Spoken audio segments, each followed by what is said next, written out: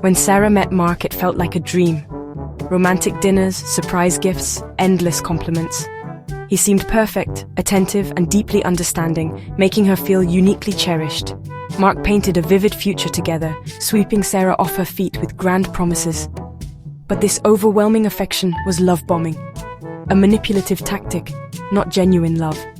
The narcissist mirrors your desires, creating an addictive high of attention and validation. It's all designed to get you hooked, to make you dependent on their approval. The speed and intensity are red flags. Real love grows slowly, not in a sudden flood. Sarah let her guard down, sharing her vulnerabilities, believing she was safe. But this was the trap, the illusion of security, so the narcissist could later exploit her trust.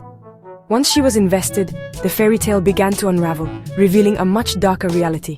The love bombing forged a powerful bond, making it hard to leave, even as things went wrong. The first cracks appeared when Mark denied promises he'd made, insisting Sarah was imagining things. His confidence made her doubt her own memory. Classic gaslighting. Gaslighting is psychological manipulation, making you question your reality and sanity. Mark twisted Sarah's words, dismissed her feelings, and blamed her for being too emotional. Conversations shifted from his actions to her supposed flaws. Over time, Sarah felt confused, anxious, and began to distrust her own judgment. She walked on eggshells, afraid of saying the wrong thing. The goal was to make her dependent on his version of reality. Gaslighting erodes self-esteem and isolates you within your own mind. Sarah started to believe she was the problem, not Mark. This is the abuser's aim, to make you question yourself until you can't see the truth. Mark began isolating Sarah from friends and family, planting doubts about their intentions. He created drama around social events, making time with others stressful and time with him a safe haven. This isolation made Sarah easier to control. His voice became the only one she heard. Mark framed it as love, but it was a strategy to cut her off from support. At the same time, he shifted blame for every problem onto Sarah. If he made a mistake, it was somehow her fault.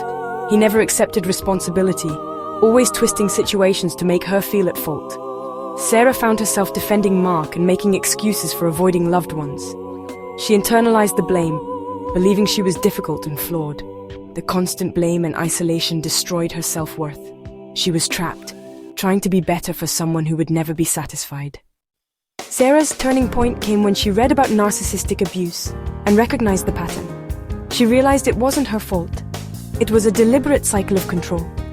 Recognition was the first step towards healing. Learning about narcissism helped her detach from self-blame and see the truth.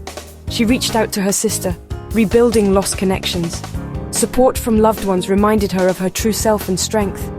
Therapy with a professional gave her tools to process the trauma and move forward. Healing is a journey. There are good days and bad. Reclaiming her life meant setting boundaries and practicing self-compassion. If you're in a similar situation, know you're not alone and it's not your fault. With knowledge, support, and time, you can step out of the fog and reclaim your reality.